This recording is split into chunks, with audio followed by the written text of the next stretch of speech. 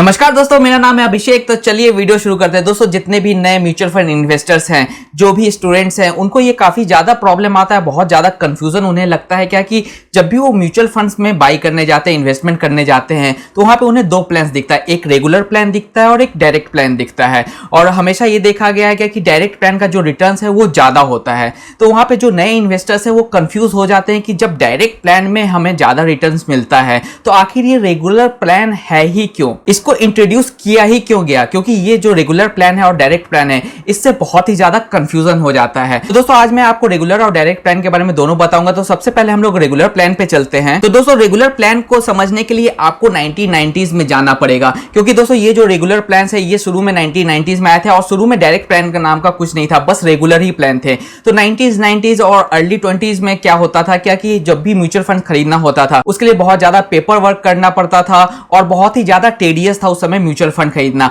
अभी क्या, अभी तो ऐप के जरिए आप 1 सेकंड के अंदर में अपना म्यूचुअल फंड खरीद सकते हैं, बट 90s में और अर्ली 2000s में म्यूचुअल फंड्स को खरीदना, उसमें इन्वेस्टमेंट करना काफी ज्यादा डिफिकल्ट होता था। तो उस समय क्या होता था क्या कि जब भी हमें म्यूचुअल फंड में इन्वेस्टमेंट करना होता था तो हम तो या तो किसी डिस्ट्रीब्यूशन हाउस जैसे कि कोई भी बैंकिंग के पास में चले जाते थे, जिनके पास में डिस्ट्रीब्यूशन हो म्यूचुअल फंड्स का, उनके थ्रू में करते थे, सारा पेपर वर्क करते थे, सारा मेहनत करते थे, उसके बाद में हम लोग जाकर के म्यूचुअल फंड में इन्वेस्टमेंट कर देते थे। और अगर हमें इतना भागदौड़ और पेपर वर्क नहीं चाहिए तो हम क्या एक ब्रोकर या एजेंट को पकड़ लेते थे, तो वो हमारे बिहाफ पे ये सारा पेपर वर्क करके हमें म्यूचुअल फंड में इन्वेस्टमेंट कर देता था। तो उस समय क्या होता था कि सिर्फ और सिर्फ रेगुलर प्लान होता था और ये सारा काम करने के लिए, सारा पेपर वर्क करने के लिए, अकाउंट खोलने के लिए, म्यूचुअल फंड में इन्वेस्टमेंट करने के लिए हमसे ये ब्रोकर्स और वो जो डिस्ट्रीब्यूशन हाउस है वो ब्रोकरेज चार्ज लेते थे, क्योंकि उन्हें भी काम करना पड़ता था, उन्हें भी मेहनत करनी पड़ती थी। तो चलिए अब हम लोग डायरेक्ट प्लान को देखते हैं। तो जैसा कि रेगुलर प्लान में हमें कभी भी किसी म्यूचुअल फंड में इन्वेस्टमेंट करना पड़ता था तो हम वो किसी ब्रोकर के थ्रू, एजेंट के थ्रू या किसी डिस्ट्रीब्यूशन हाउस के थ्रू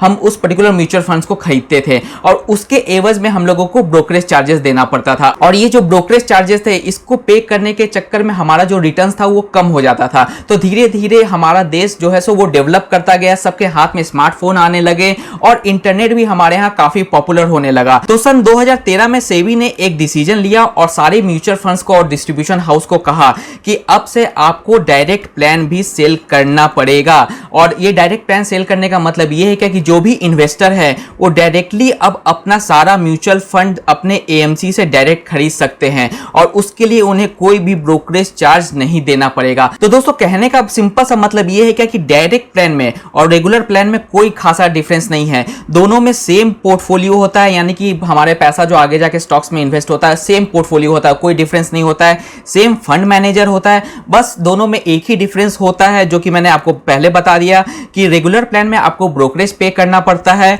और डायरेक्ट प्लान में आपको ब्रोकरेज नहीं पे करना पड़ता है। अब बात करते हैं कि आखिर हम लोग ब्रोकरेज कैसे पे करते हैं रेगुलर प्लान में। तो रेगुलर प्लान में जो भी कमीशन होता है या जो भी ब्रोकरेज होता है वो आपके एक्सपेंस रेशियो में ऐड कर दिया जाता है। जी हाँ, जब भी मैं आपको कोई भी म्यूचुअल फंड का एनालिसिस करके बताता हूं तो उसमें मैं आपको एक सेगमेंट दिखाता हूं, एक्सपेंस रेशियो। तो रेगुलर फंड का जो भी कमीशन होता है वो उसी पर्टिकुलर एक्सपेंस रेशियो में ऐड कर दिया जाता है रेगुलर प्लान में। और इसलिए रेगुलर प्लान का जो एक्सपेंस रेशियो होता है वो डायरेक्ट प्लान से ज्यादा होता है, यानी कि डायरेक्ट प्लान का जो एक्सपेंस रेशियो होता है वो रेगुलर प्लान से कम होता है। और इसलिए आप यहाँ पे ये भी देख सकेंगे कि डायरेक्ट प्लान का जो एनएवी है वो रेगुलर प्लान से अलग चलता है और डायरेक्ट प्लान का एनएवी हमेशा रेगुलर प्लान के एनएवी से ज्यादा होता है, क्योंकि ये जो भी ब्रोकरेज है ये हमारे एक्सपेंस रेशियो में ऐड होता है। और एक्सपेंस रेशियो कहां से काटा जाता है, वो हमारे पर डे एनएवी से काटा जाता है। तो अब मैं आपको एक्सपेंस रेशियो और एनएवी का जो कॉन्सेप्ट है जिसमें जाकर के ये ब्रोकरेज ऐड होता है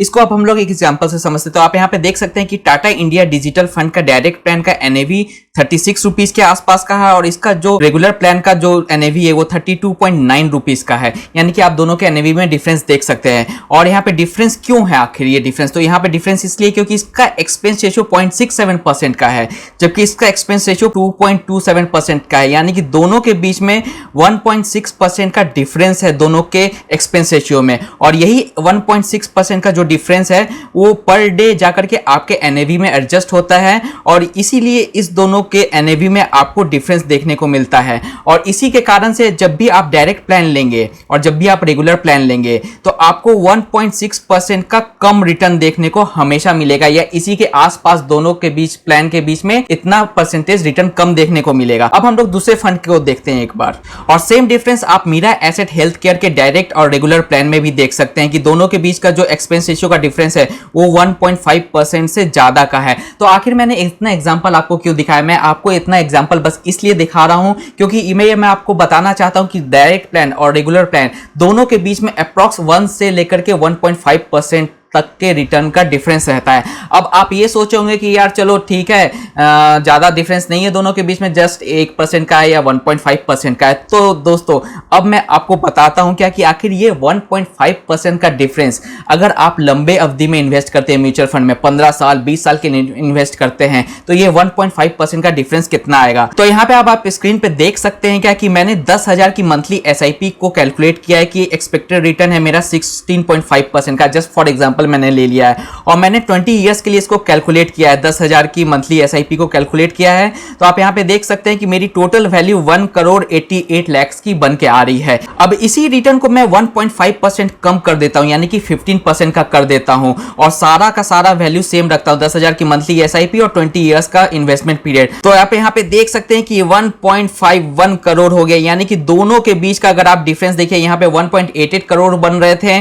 16.5% के रिटर्न के हिसाब से, और उसी 16.5% के रिटर्न में अगर हम लोग 1.5% माइनस कर दें, यानी कि 15% का रिटर्न कर दे, तो वो हमारा 1.51 करोड़ बन करके आएगा। इसका मतलब अगर आप लंबी अवधि में आप इन्वेस्टमेंट करते हैं, अगर 10,000 रुपया 20 साल के लिए इन्वेस्ट करते हैं, तो आपको अप्रॉक्स 38 to 40 लाख का आपको डिफरेंस मिल करके आएगा दोनों के बीच में। लेकिन दोस्तों अगर ये प्लान हमारे लिए बनाया गया है तो इसके कुछ ना कुछ प्रोज एंड कॉन्स होंगे। तो इसका सिर्फ और सिर्फ एक ही प्रोज एंड कॉन्स है कि रेगुलर प्लान में जब आप इन्वेस्टमेंट करते हैं, आप किसी ब्रोकर के थ्रू इन्वेस्टमेंट करते हैं, तो उसके थ्रू आपको कुछ सजेशंस भी मिल सकते हैं क्या कि अगर आपका गोल रिटायरमेंट का है, चाइल्ड के फ्यूचर प्लान का है, तो आप उससे सजेशन ले सकते हैं। आप किसी भी म्यूचुअल फंड हाउस का जो डिस्ट्रीब्यूशन सेंटर है, जैसे कि ICICI का, HDFC का, SBI का है, कोटक का है, इनके बैंक्स में जब जाएंगे आप कहेंगे कि मुझे रेगुलर प्लान लेना है, आप मुझे सजेस्ट करें, तो ये जो सजेशन है ये आपको फ्री में वो देंगे और आपके गोल के अकॉर्डिंग आपको बताएंगे कि आपको किस म्यूचुअल फंड में इन्वेस्ट करना चाहिए। लेकिन जब आप डायरेक्ट प्लान लेते हैं तो ये सारा का सारा रिसर्च आपको खुद से करना पड़ता है, और ये एक रिस्क फैक्टर आता है क्या कि हो सकता है आप कहीं से सुन करके आप इन्वेस्टमेंट कर दे, हो सकता है कि किसी यूट्यूबर ने आपको सजेस्ट किया हो, उस हिसाब से आप उसमें इन्वेस्टमेंट कर दे। तो ये एक खतरा हमेशा डायरेक्ट प्लान में बना रहता है कि इसमें सब कुछ आपको खुद से करना पड़ेगा। ये एक तरीके का DIY है, डू इट योरसेल्फ। इसे दोस्तों जैसे कि मैं आपको अभी बता रहा था, आप यहाँ पे स्लाइड में देख सकते हैं क्या कि डायरेक्ट प्लान में आपको डायरेक्टली म्यूचुअल फंड में इन्वेस्ट करने का मौका मिलता है without the help of distribution और एजेंट। कोई भी एजेंट, कोई भी ब्रोकर बीच में नहीं आता है, कोई भी आपका कमीशन नहीं खाता है। लेकिन हाँ, आपको एक एडिक्वेट नॉलेज होना चाहिए म्यूचुअल फंड प्रोडक्ट्स को लेकर के, स्पेशली उसके साथ में जो रिस्क होता है म्यूचुअल फंड के साथ में, उसको समझने का नॉलेज आपके पास में जरूर होना चाहिए। और जैसा कि मैंने बताया कि डायरेक्ट प्लान एक तरीके का डू इट योरसेल्फ है, सारा का सारा कुछ आपके ऊपर डिपेंड करता है। तो आशा करता हूं दोस्तों आज का डायरेक्ट और रेगुलर प्लान में डिफरेंस आपको समझ आ गया होगा। इसी तरीके के एजुकेशनल वीडियोस के लिए हमारी टीम के साथ में जुड़े रहें। तब तक के लिए दोस्तों खुश रहें, स्वस्थ रहें एंड कीप इन्वेस्टिंग। जय हिंद।